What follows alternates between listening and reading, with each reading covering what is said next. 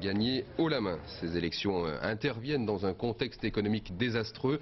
À la tête de l'ancienne Rhodésie depuis 1980, le président Mugabe a lancé il y a quelques années une politique de redistribution des terres qui s'est avérée catastrophique. Depuis, le pays s'enfonce inexorablement dans la crise. Julien Colombani. Le bus de campagne du président Robert Mugabe aura roulé jusque dans les régions les plus reculées du pays. Les partisans de Mugabe sont certains de la victoire. Ceux qu'ils pointent du doigt, ce sont les étrangers, et d'abord l'ancienne puissance coloniale, la Grande-Bretagne. Il est temps d'enterrer Tony Blair et ses marionnettes, voilà le slogan choisi pour la campagne. Il veut contrôler ce pays, et c'est lui que nous combattons dans ces élections, il perdra. En d'autres termes, le parti d'opposition qu'il soutient va perdre.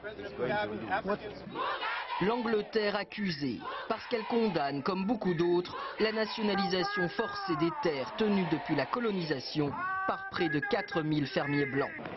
En l'an 2000, la politique d'expropriation du président Mugabe chasse les propriétaires par la violence le plus souvent. Le Zimbabwe, jadis grenier à blé de toute l'Afrique australe, dépend aujourd'hui de l'aide alimentaire internationale.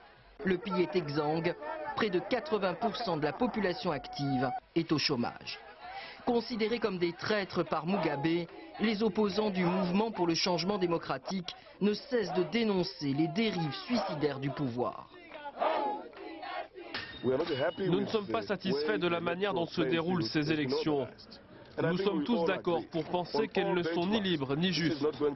Maintenant, malgré ces obstacles, je suis sûr que le peuple se mobilisera. L'opposition dénonce les pressions, la censure et les violences exercées contre ses militants. L'Union européenne parle même d'un simulacre d'élection. La politique de Robert Mugabe, au pouvoir depuis 25 ans, vaut à son pays d'être classé par les États-Unis dans sa liste des avant-postes de la tyrannie.